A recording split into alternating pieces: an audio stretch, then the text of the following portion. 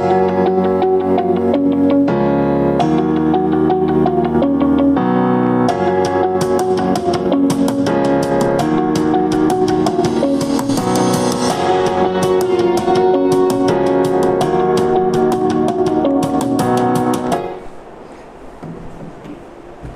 मेरे बच्चों, हम फिर से वापस लौट आए हैं आप सबके लिए एक और नई वीडियो लेकर। आप सबका बहुत बहुत स्वागत है। अब वेरी गुड, आगे बढ़ते हैं। चलिए, आज हम लोग शुरू करने जा रहे हैं एक नया चैप्टर। अच्छा, चैप्टर का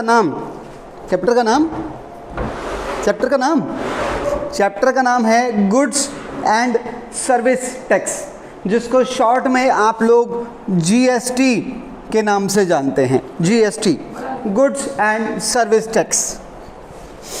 ठीक है, देखिए क्या होगा। आपने पिछला चैप्टर सीखा था जर्नल एंट्रीज। अब ये देखोगे हम ये देखेंगे कि हम माल खरीद रहे हैं, माल बेच रहे हैं, तो हमने वो एंट्री की थी ना, सेल परचेज वाली। अगर उन्हीं एंट्रीज में टैक्स भी आ जाए तो एंट्रीज कैसे बदलेंगी, हम बेसिकली वो सीखने वाले हैं। सुनिएगा, आप जानते हैं ये आपके सामने है इंडिया का मैप, और ये जो इसके अंदर आप देख रहे हैं छोटे छोटे हिस्से, ये बने हुए हैं स्टेट। ठीक है। अच्छा, आप जानते हैं हर स्टेट की अपनी अपनी गवर्नमेंट होती है। जैसे हम हरियाणा में रहते हैं और हरियाणा में बीजेपी की गवर्नमेंट है, वैसे ही अलग अलग स्टेट में अलग अलग गवर्नमेंट होती है। ठीक है, और उसे बोलते हैं हम कौन सी गवर्नमेंट? State government. ठीक है, स्टेट गवर्नमेंट अपने अपने स्टेट को कंट्रोल करती है, और जो पूरे इंडिया का ध्यान रखती है वो होती है सेंट्रल गवर्नमेंट, जिसकी सरकार यहाँ दिल्ली में, यानी कि जो कैपिटल में बनाई जाती है। ठीक है ना, सेंट्रल गवर्नमेंट बोला जाता है उसे। तो सेंट्रल गवर्नमेंट पूरी कंट्री का ध्यान रखती है, और स्टेट गवर्नमेंट जो होती है वो अपने अपने स्टेट का ध्यान रखती है। अच्छा, एक सवाल ये उठता है कि गवर्नमेंट हमारे लिए क्या करती है? गवर्नमेंट हमारे लिए ये सारे काम करती है। हमें फ्री में मैं गवर्नमेंट स्कूल की बात कर रहा हूँ। गवर्नमेंट स्कूल्स है, गवर्नमेंट हॉस्पिटल्स, कॉलेजेस, स्पोर्ट्स में, फूड है, और सेफ्टी एंड सिक्योरिटी, पेंशन, ये सब फैसिलिटीज़ गवर्नमेंट हमें देती है। और कोई भी फैसिलिटी किसी को फ्री में नहीं दी जा सकती। फ्री में कहाँ से देंगे? उनके पास कोई पेड़ थोड़ी लगा हुआ है वहाँ से पैसे जड़ते रहेंगे। तो सरकार ये फैसिलिटीज़ देती है लोगों को, बदले में उनसे सिर्फ थोड़ा सा टैक्स चार्ज किया जाता है। क्योंकि अगर ये सब चीज़ें सरकार के लिए खर्चा है, और खर्चे तो कोई भी आदमी जब ही उठा सकता है जब उसके पास कहीं से इनकम आए, है कि नहीं? तो दोनों गवर्नमेंट को क्या चाहिए? कुछ पैसों की ज़रूरत पड़ती है, इसीलिए सरकार लोगों से टैक्स चार्ज करती है। ठीक है, अब मैं टैक्सेस के बारे में आपको पहले की पोजीशन बताता हूँ। पहले जीएसटी आने से पहले सिचुएशन बिफोर जीएसटी क्या थी? सेंट्रल गवर्नमेंट ये कुछ टैक्सेस लगाती थी, और स्टेट गवर्नमेंट ये कुछ टैक्सेस लगाती थी। लिस्ट में और भी हैं, मैंने थोड़े से लिखे हैं। ठीक है, सर्विस टैक्स कब लगता था? जब कोई किसी एक व्यक्ति दूसरे व्यक्ति को कोई सर्विस देता था। ठीक है, एक्साइज ड्यूटी लगाई जाती थी जब कोई कुछ गुड्स वगैरह बनाता था। कोई मार्कर बना रहा है, कोई पंखे बना रहा है, कोई कपड़े बना रहा है, कोई टेबल बना रहा है, तो उनके बनाने पर ये लगती थी एक्साइज ड्यूटी। तो अलग अलग टैक्सेस लगाए जाते थे। सेंट्रल गवर्नमेंट ये वाले टैक्सेस लगा के अपने लिए इनकम जनरेट करती थी, वैसे ही स्टेट गवर्नमेंट ये टैक्स लगा के अपने लिए इनकम जनरेट करती थी, ताकि दोनों सरकारें अपने अपने खर्चों को चला सकें। ठीक है, पर अब फिर बाद में क्या हुआ? इन सारे टैक्सेस को ख़त्म किया गया, एक कॉमन टैक्स लाया गया, जिसको क्या नाम दिया गया? Goods and service tax. ठीक है। अच्छा, जैसे कि मैंने आपको बताया, जो जीएसटी है वो इनके और इनके टैक्स का मिला जुला है। मतलब जीएसटी जब लगेगा तो उसके अंदर थोड़ा हिस्सा सेंट्रल गवर्नमेंट का होगा और थोड़ा हिस्सा स्टेट गवर्नमेंट का भी होगा। ठीक है, समझना ज़रा मेरी बात को। अब मैं आपको ये बता दूं, ये जीएसटी लगता कब है? GST goods and services tax कब लगता है? जैसे कि मान लो आप अभी किसी दुकान पे कपड़े खरीदने चले जाओ। मैं छोटी मोटी दुकान की बात नहीं कर रहा हूँ, मैं आपसे बात कर रहा हूँ। मान लो आप चले गए पेंटालूम्स में, समझ गए आप किसी बड़े ब्रांड के शोरूम में चले जाओ कपड़े के। आप जब वहाँ से कपड़े खरीदोगे तो कपड़े के पैसे तो देने पड़ेंगे, प्लस में आपको टैक्स भी देना पड़ेगा। समझ आ रही है आपको मेरी बात? आप अपनी गाड़ी का इंश्योरेंस करवा लो, जो गाड़ी के इंश्योरेंस के पैसे होंगे वो तो आपको देने पड़ेंगे, प्लस टैक्स भी देना पड़ेगा।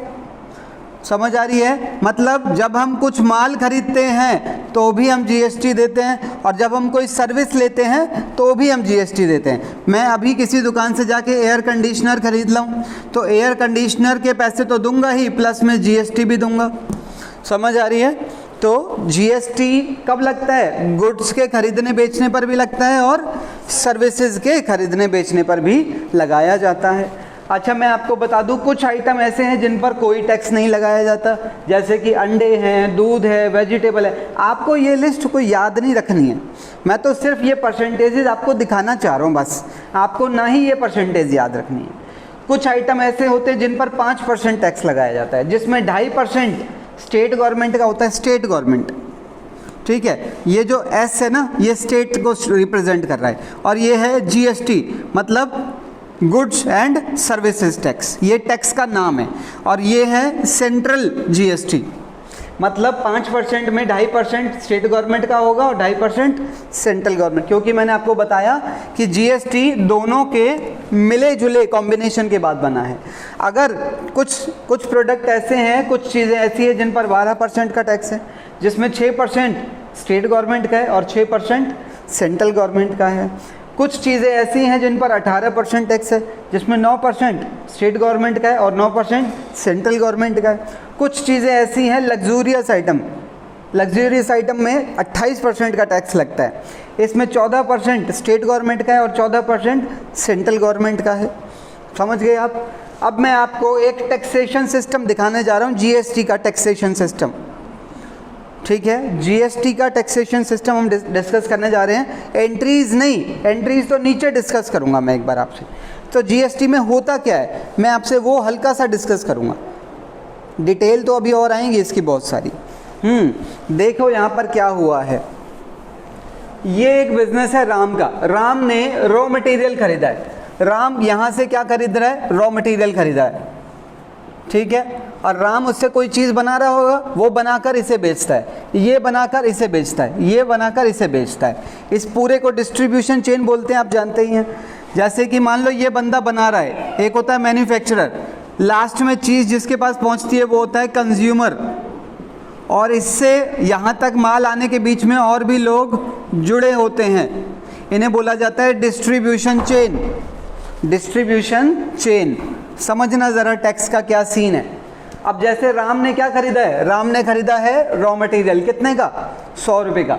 100 रुपये का जब इसने मटेरियल खरीदा होगा तो इसने 100 रुपये तो माल के दिए होंगे, 100 रुपये तो माल के ही दिए होंगे। और गवर्नमेंट ने इन सब को बोला है कि जब तुम एक दूसरे को माल बेचोगे तो एक दूसरे से पैसे लेते रहना टैक्स के, मतलब अपने तो लोगे ही, मेरे लिए भी ले लेना। मान लो सरकार ने बोला है, मान लो सरकार ने बोला कि ऐसा करना 10% ले लेना मेरे लिए।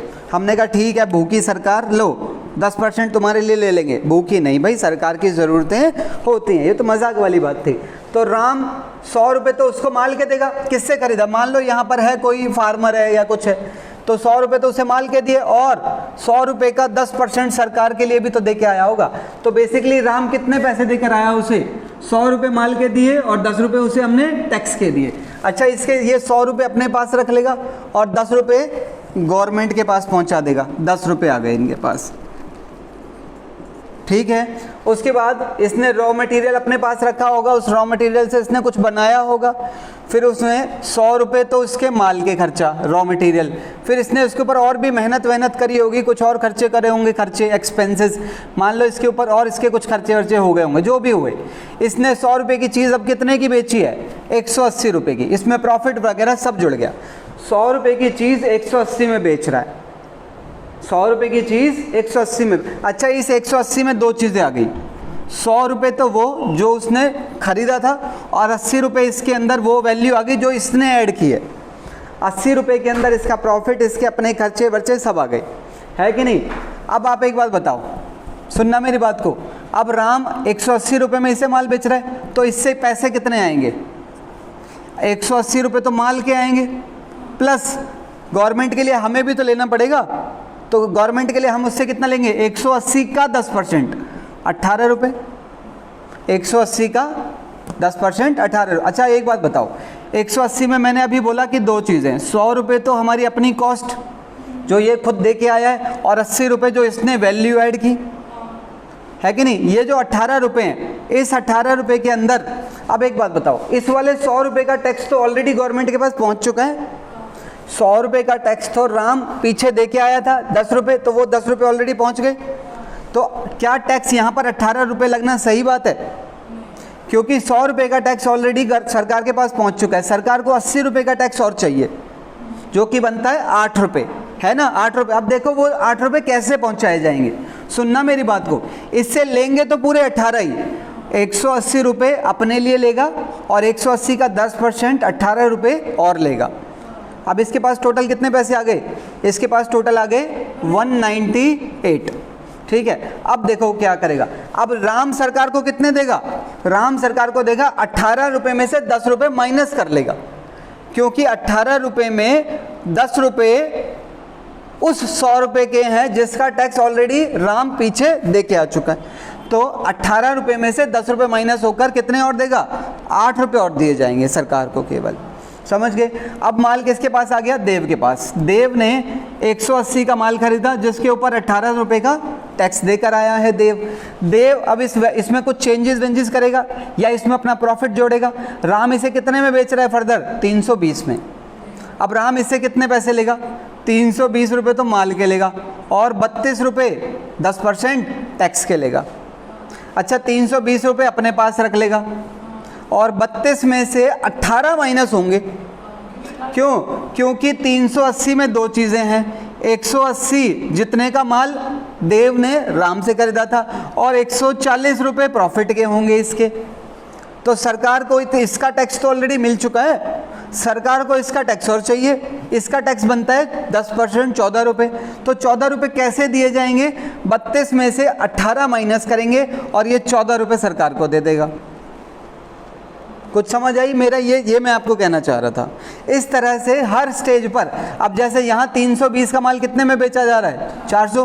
तो सरकार को केवल 80 रुपये का टैक्स और चाहिए, क्योंकि 320 का टैक्स यहीं तक मिल चुका है। तो यहाँ इससे कितना टैक्स लिया जाएगा? 40 रुपये का टैक्स लेंगे। पीछे ये कितने देकर आया है? ये 32 रुपये का टैक्स देकर आया है। तो 40 में से 32 माइनस करके रोहित कितना टैक्स देगा? 8 रुपये का। इस तरह से सरकार को हर पार्टी से टैक्स मिलेगा और टैक्स केवल उस वैल्यू पर मिलेगा जो हर स्टेज पर ऐड की जाती है। यानी कि जो वैल्यू एडिशन होगा केवल उस वैल्यू पर टैक्स दिया जाएगा।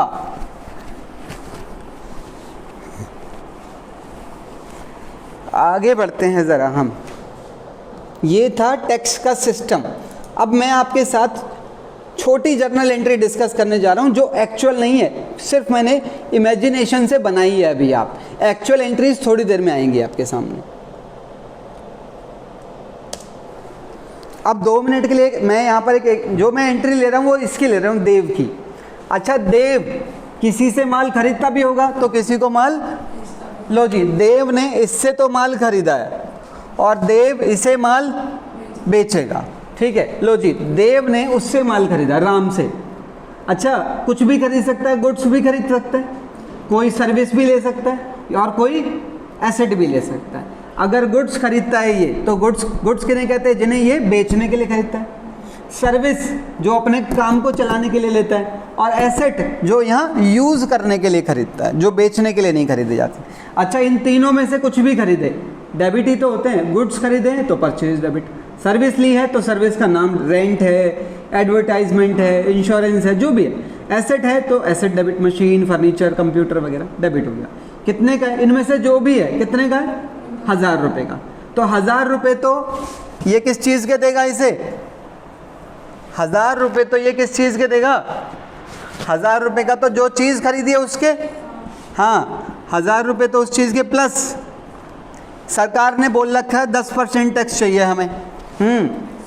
तो राम देव को माल दे रहा है और बदले में 1000 रुपये तो अपने ले रहा है और सरकार के भी तो लेगा 100 रुपये। तो राम ने माल बेचा है तो राम तो बेचने की एंट्री डालेगा, देव के खरीदने की एंट्री चेक कर लो, परचेज या जो भी डेबिट, और ये है टैक्स पेड। मैं फिलहाल ये नाम लिखा है, ये नाम चेंज करूंगा। क्योंकि देव ने टैक्स उसे दिया है तो इसकी नज़रों में टैक्स पेड है तो वो डेबिट हो गया। कुछ बच्चों को लग रहा होगा ये खर्चा है इसलिए डेबिट हुआ है, मैं समझाऊंगा थोड़ी देर में। ये खर्चा लग रहा होगा आपको देखने में क्योंकि इसने टैक्स दिया है, ये खर्चा नहीं है, मैं समझाऊंगा। Tax paid account debit to cash. 1000 रुपये देव ने माल के दिए, 100 रुपये का टैक्स दिया और टोटल 1100 दिए। अच्छा ये क्या करेगा राम, 1000 रुपये अपने जेब में रख लेगा और 100 रुपये, हाँ 100 रुपये सरकार के पास आ गए, ठीक है। अच्छा फिर इसके पास माल आ गया, इसके पास जो माल आया वो कितने का है, इसके पास जो माल आया वो 1000 रुपये का है और टैक्स की बात मैं अभी नहीं कर रहा हूँ। अब ये सोचो ये 1000 का माल आगे किसी को बेचेगा, किसको बेच रहा है, रोहित को बेच रहा है। अच्छा क्या 1000 में बेच देगा, पागल थोड़ी है, प्रॉफिट जोड़ेगा उसमें। मान लो यही माल वो उसे 1500 का बेच रहा है तो यहाँ सेल क्रेडिट हो जाएगी 1500 से। अच्छा इसने 1000 की चीज़ को कितने का बेचने का डिसाइड किया तो इसने कितनी वैल्यू एडिशन की, 500 रुपये। तो सरकार को 500 रुपये का टैक्स और चाहिए क्योंकि 1000 रुपये का टैक्स ऑलरेडी ये किसे दे चुका है, उसको, और वो किसे दे चुका है, सरकार को। तो सरकार को केवल 500 रुपये का टैक्स और चाहिए इससे, किससे, देव से। देखो कैसे देंगे, सुनना। 1500 रुपये तो देव अपने ले रहा है और 1500 का 10% उससे टैक्स भी ले रहा है। तो रोहित दो चीज़ें देगा अब इसे, 1500 रुपये माल के देगा प्लस 150 रुपये टैक्स के देगा।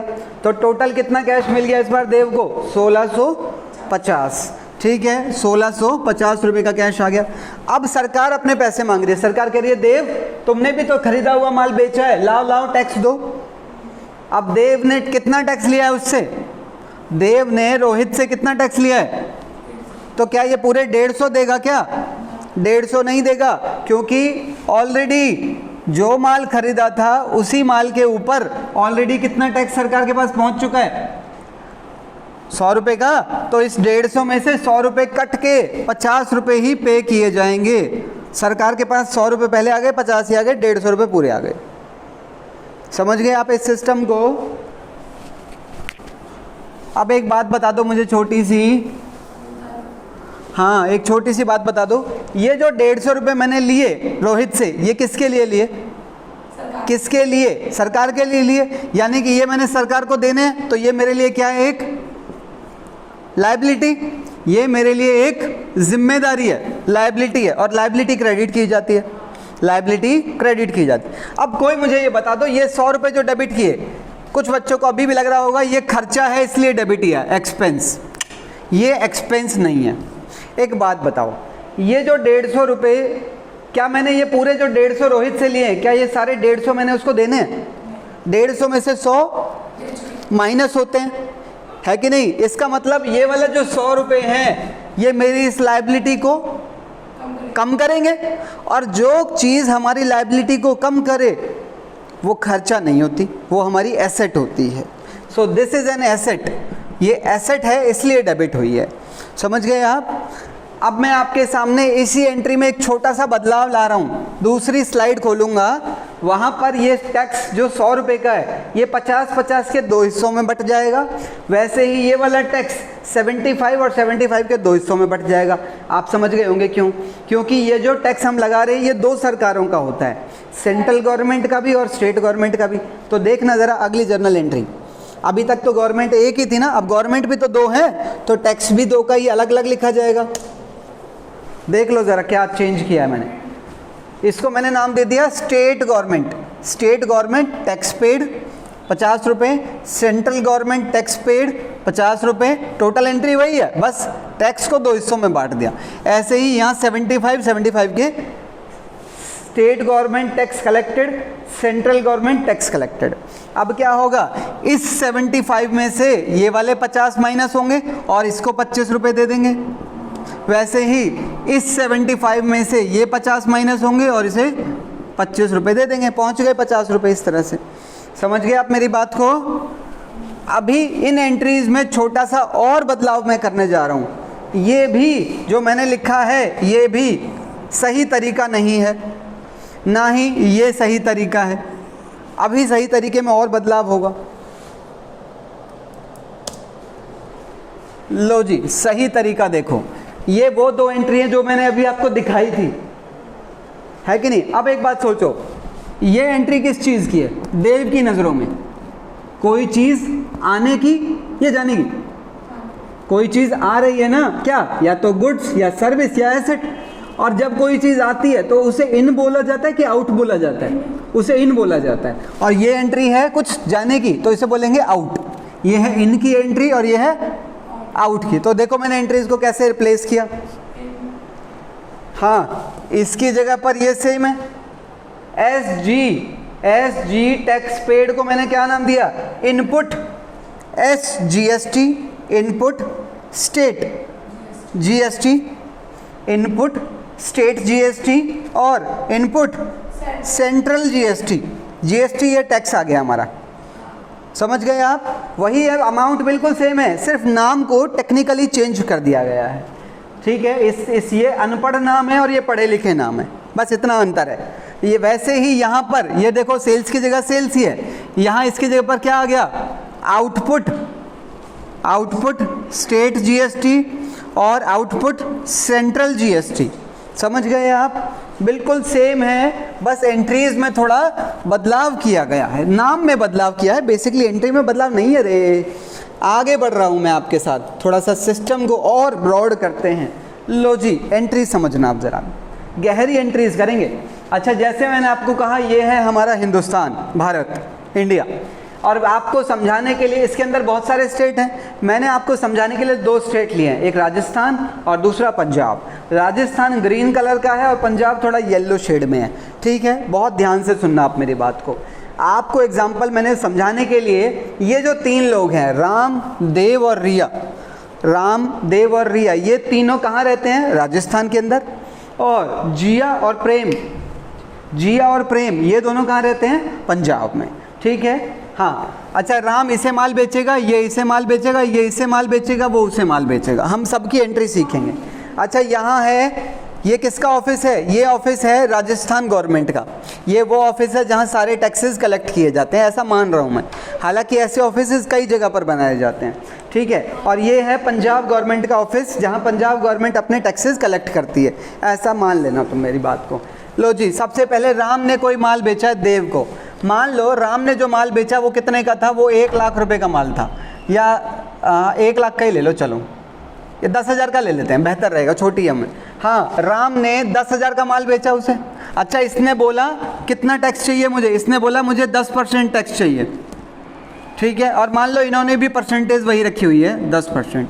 अब आपको पता है ये जो 10% होगा, इसके अंदर इनका तो केवल 5% ही होगा, क्योंकि 5% सेंट्रल गवर्नमेंट का होता है।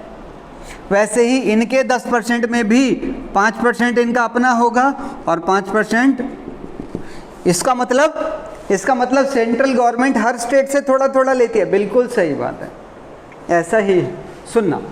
हाँ, राम 10,000 का माल बेचने के लिए तैयार है, चलो राम बेचेगा। जैसे ही राम ने माल डिलीवर करने के लिए तैयार हुआ, वहाँ से फ़ोन आ गया, कह रहे अरे राम माल बेच रहा है। अगर तू माल बेच रहा है, कहाँ माल बेच रहा है? राजस्थान के अंदर ही है। राम ने बोला हाँ, देव तो राजस्थान में ही रहता है। तो इन्होंने बोला तू अगर राजस्थान के अंदर ही माल बेच रहा है तो उससे हमारे लिए टैक्स भी ले लेगा। ये कह रही है राजस्थान गवर्नमेंट हमारे लिए 5% टैक्स ले लेना। और फिर इन्होंने बोला 5% हमारे लिए भी लेना है, तुम्हें 5% हमारे लिए भी लेना है। ओके, तो यहाँ पर ये क्या करेगा? अब यहाँ पर कैश आएगा, cash account debit to sale, और क्योंकि इसके पास से माल आउट हो रहा है, जा रहा है, और इसका इन होगा। इसके बाद आऊँगा मैं, अभी इसके आउट की एंट्री टू सेल्स। कितनी सेल्स हुई है? 10,000। और ये लिखेगा टू आउटपुट, ये अपना स्टेट की गवर्नमेंट है ना, आउटपुट SGST। कितना? 5%, 10,000 का 5% 500 रुपया। और इनके लिए तो ले लिया 5%, उनके लिए भी तो लेना है, तो टू आउटपुट CGST 500 रुपया। आ गया जी टोटल टैक्स।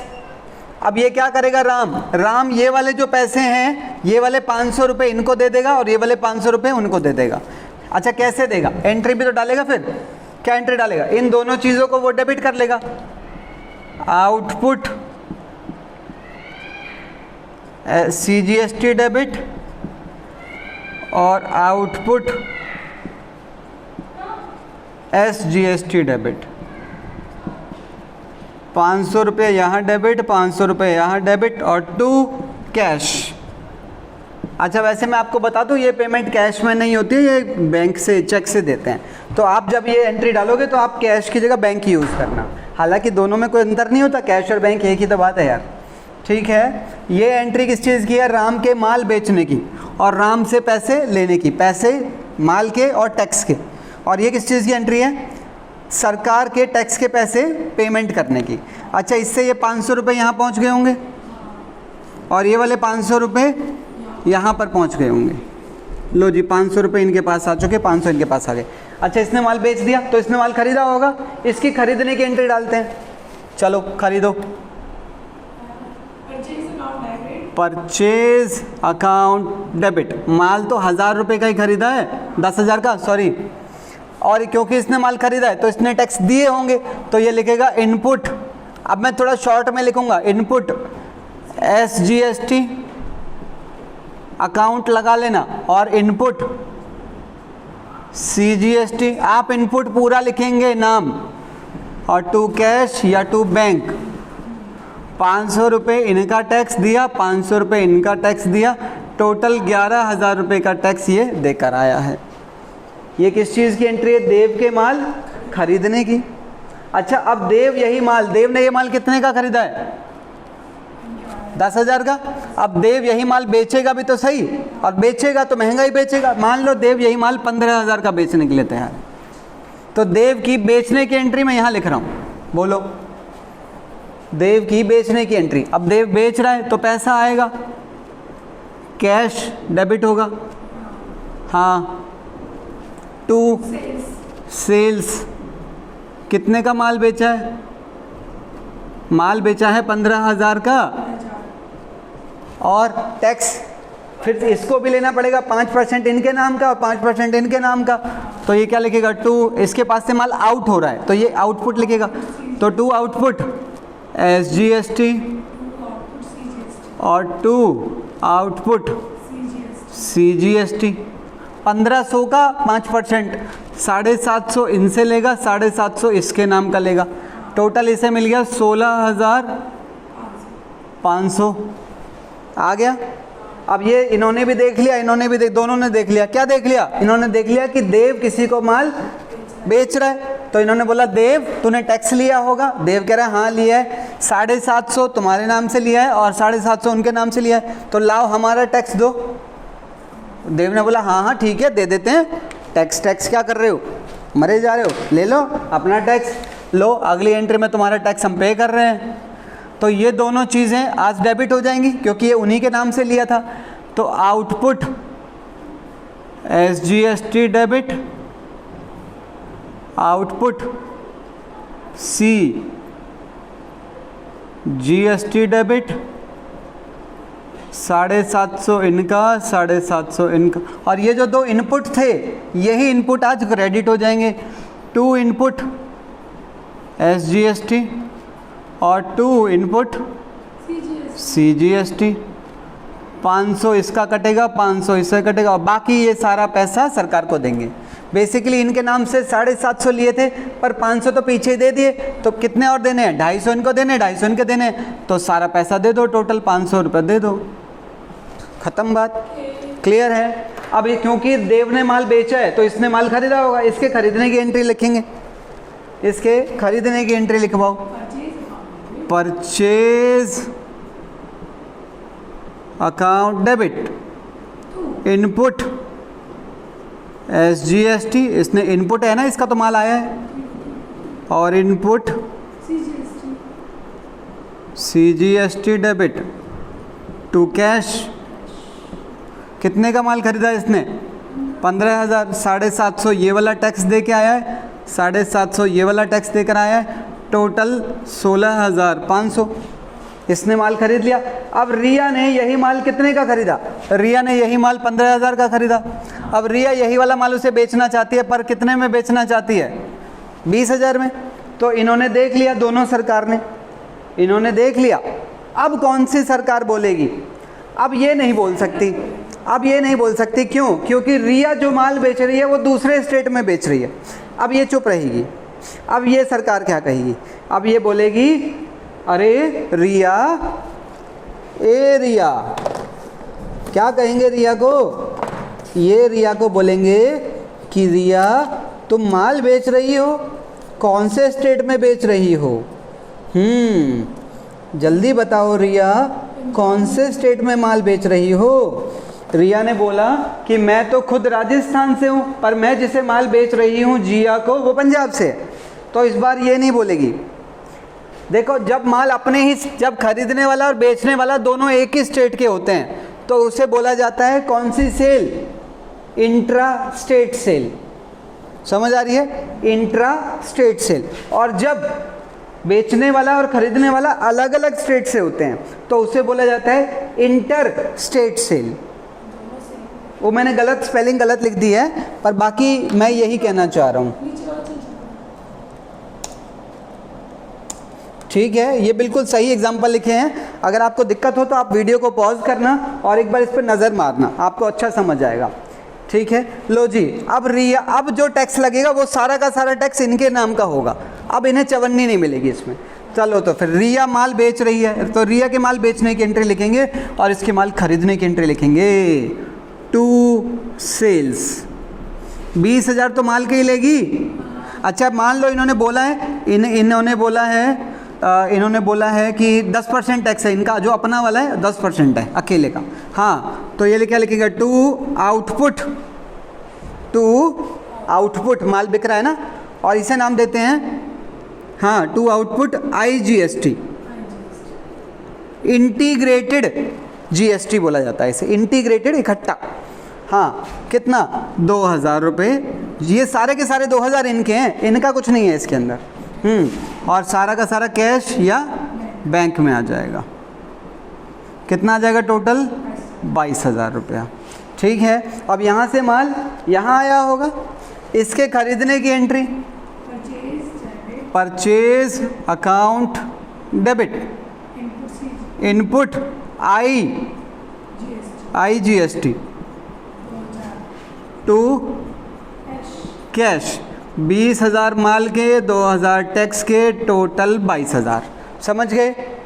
क्लियर है? अब जिया जिसे माल बेच रही है वो दोनों, ये दोनों कहाँ से हैं? पंजाब से। अब टैक्स किसका लगेगा? इनका। इनको तो मिलेगा ही, इनका भी आएगा। समझ गए आप? जब एक स्टेट से दूसरे स्टेट माल बेचा जाएगा तो सारा का सारा टैक्स इनका होगा। और अगर खरीदने बेचने वाले एक ही स्टेट से हैं, जैसे राम और देव, तो जो टैक्स का लेन देन हुआ वो टैक्स इनका और इनका दोनों का होगा। या फिर ये दोनों भी करेंगे तो इन दोनों का होगा। आप समझ गए मेरी बात को? चलो, अब जिया यही माल जो कि कितने का खरीदा है? 20। अब ये 25,000 में उसे बेचना चाहती है प्रेम को। क्या करेंगे? कैश आएगा, cash account debit to sales account to output SGST to output CGST। गाना गाकर बोलो और मजे आ जाएंगे। 25,000 की सेल हो गई। 25,000 का 5%। अरे 5% ही तो लगेगा। 5 इनका नालायक हो बिल्कुल। 1250 1250। जोर से बोलो, जय माता की। समझ गए? क्लियर है? अब इसने माल बेचा है तो इसने माल खरीदा होगा। खरीदने की वही एंट्री होगी इसकी। परचेज डेबिट हुए हुए, इनपुट SGST डेबिट हुए हुए, इनपुट CGST डेबिट। हाय राम, अबे हाय राम क्या होता है? सिंपल एंट्री है भाई। 25 का माल इसने, ये 25 में खरीदा है, 25 इधर और 1250 इधर, 1250 इधर और टोटल 27,000। इस तरह से ये सिस्टम चलता है टैक्स का। बस समझे? बोलो समझे? अबे बंगाली नहीं आती तुम लोगों को? मुझे भी नहीं आती, मैं तो कोशिश कर रहा था। चलो आगे बढ़ते हैं, थोड़ा सा और सिस्टम को एक्सपेंड करेंगे। अरे समझे, बहुत बड़े नालायक हो। अब मैं आपको कुछ यहाँ टर्मिनोलॉजी बताना चाह रहा हूँ, देखो क्या है।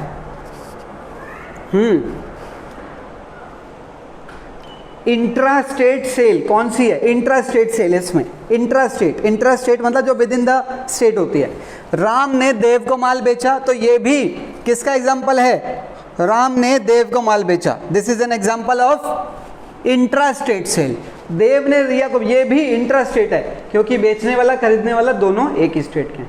अच्छा, रिया ने जिया को माल बेचा, this is an example of inter state transaction. तो रिया ने जिया को माल बेचा, समझ गए आप? अच्छा, जिया ने जो प्रेम को माल बेचा है वो इंटर स्टेट का है, जिया से प्रेम, क्योंकि वो दोनों पंजाब से हैं। एज सिंपल यार, समझ गए? अच्छा, अब आपको मैं एक बात और बता दूं कि जब इंट्रा स्टेट सेल होती है, इंट्रा स्टेट सेल, इस वाले को ले लो, दोनों को, या तो इन दोनों को ले लो, या इन दोनों को ले लो, या इन दोनों को मत लेना, ठीक है? मैं क्या कहना चाह रहा हूँ, कह रहा जब इंट्रा स्टेट सेल होती है, एक ही स्टेट के अंदर माल खरीदा बेचा जाता है, तो जर्नल एंट्री में क्या शो होता है? जर्नल एंट्री किसकी? सेलर अपनी एंट्री में आउटपुट CGST और आउटपुट SGST रिकॉर्ड करता है, और बायर अपनी एंट्री में इनपुट CGST और इनपुट SGST रिकॉर्ड करता है। और जब इंटर स्टेट सेल होती है, एक स्टेट से दूसरे स्टेट में, तो ये सेलर अपनी एंट्री में आउटपुट IGST लिखता है और बायर अपनी एंट्री में इनपुट IGST लिखता है। ये आउटपुट IGST और ये इनपुट IGST लिखता है, अभी मैंने बताया था एंट्रीज के अंदर, ठीक है? और एक चीज़ मैं आपको और बता दूं, कुछ चीज़ें ऐसी हैं जिन पर टैक्स नहीं लगता है, चीज़ें और सर्विसेज, जैसे कि कह रहा है सैलरीज और वेजेस। मान लो मेरी एक कंपनी है और मैं अपनी कंपनी में, मान लो मैं आयुष को जॉब पे रख लेता हूँ, आयुष मेरा एम्प्लॉई है। अच्छा, आयुष मुझे क्या देगा और मैं आयुष को क्या दूंगा? आयुष मुझे देगा अपनी सर्विसेज देगा, एम्प्लॉई है तो सर्विस ही देगा, और क्या समोसे लाएगा? आयुष मुझे अपनी सर्विसेज देगा, मैं उसे पैसे दूंगा। अच्छा, आयुष मुझे सर्विस दे रहा है, और सर्विस, और हम तो पढ़ रहे हैं goods and service tax GST, तो क्या आयुष मुझसे सैलरी के पैसे तो लेगा ही, क्या टैक्स भी लेगा? सैलरीज और वेजेस पर टैक्स अप्लाई नहीं होता। हेल्थ सर्विस है, एजुकेशन सर्विसेज हैं, बिजली का बिल, पानी का बिल, इंटरेस्ट है, सप्लाई ऑफ सर्विस, ये कुछ चीज़ें हैं जिन पर टैक्स अप्लाई नहीं होता। ये 5-6 आइटम है, ये धीरे धीरे आपको सब आ जाएंगे समझ में, ठीक है? एक छोटा सा टॉपिक है रिवर्सल ऑफ GST, मैं अभी इसको नहीं लूँगा, मैं पहले आगे अपने काम की तरफ चलूँगा। ये क्वेश्चन 1 है, क्वेश्चन नंबर 1। हाँ, एक क्वेश्चन है, अच्छे से ट्राई करवाना। कह रहा है pass journal entries in the books of Mukherjit, ये मालिक है, and sons, assuming all transactions have taken place within the state। कह रहा है इसका क्या मतलब? कह रहा है ये जो हमने माल खरीदा बेचा है, जो भी कुछ खरीदा बेचा है, कह रहा है सेलर और बायर, इन सारे केसेस में सेलर और बायर एक ही स्टेट से हैं, ठीक है? और वो कौन सा स्टेट है? यूपी। और कह रहा है 9% का CGST लेंगे और 9% का SGST होना चाहिए, ठीक है? पहली एंट्री में हमने माल खरीदा है, 4 मार्च को माल खरीदा है, तो परचेज अकाउंट डेबिट करेंगे। कितने का माल खरीदा है? 5 लाख रुपए, और क्योंकि हमने माल खरीदा है तो हमारे पास माल आया होगा, यानी इनपुट हुआ होगा, तो इनपुट दोनों टैक्सेस लगाने हैं, इनपुट SGST और इनपुट CGST लगाओ। 9% 5 लाख का 9%, 45,000 ये वाला, 45,000 ये वाला। अच्छा, उधार खरीदा है क्या? परचेज गुड्स फ्रॉम मेहता, नाम दे रखा है, और जब नाम दे रखा होता है तो उसका नाम लिखते हैं, तो टू मेहता ब्रदर्स, टोटल आ गया 5,90,000। समझ गए आप मेरी बात को? अगले ट्रांजैक्शन की तरफ चलते हैं। अगला ट्रांजैक्शन क्या कह रहा है? कह रहा है हमने 8 लाख रुपए का माल बेचा है, 8 लाख रुपए का माल बेचा है।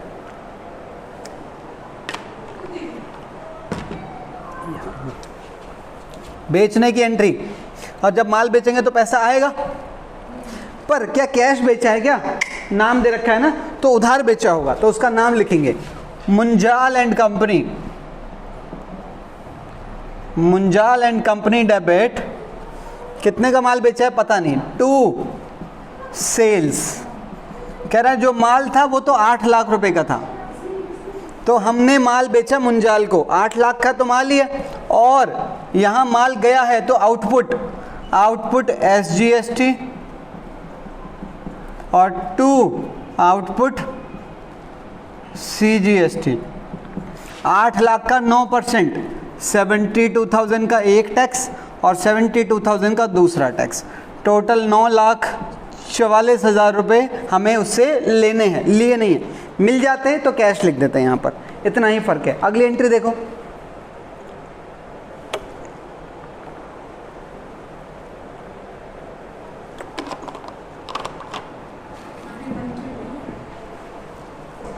मिनट।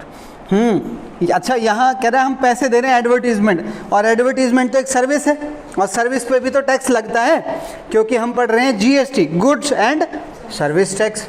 तो लो जी, advertisement account debit, input service आई है ना, input SGST account debit, input CGST account debit. पैसे दे दिए बिल्कुल, और वो भी चेक से दिए हैं, तो टू बैंक। हाँ जी, 40,000 रुपये की एडवर्टीजमेंट और 3600 रुपये का एक टैक्स, 3600 रुपये का दूसरा टैक्स, टोटल 47,200। अगला कह रहा है क्या खरीदा है? फर्नीचर खरीदा है, तो क्या हो गया? टैक्स तो देना पड़ेगा।